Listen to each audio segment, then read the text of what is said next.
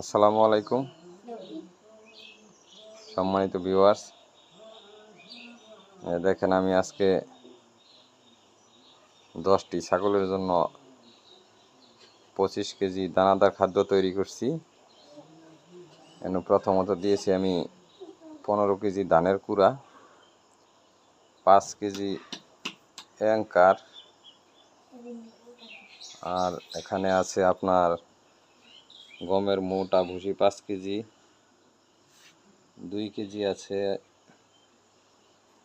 2 KG হচ্ছে broiler খাদ্য, এখানে আছে হলুদ, আছে কালো জিরা সস, আছে মেথি, আছে সরিষা,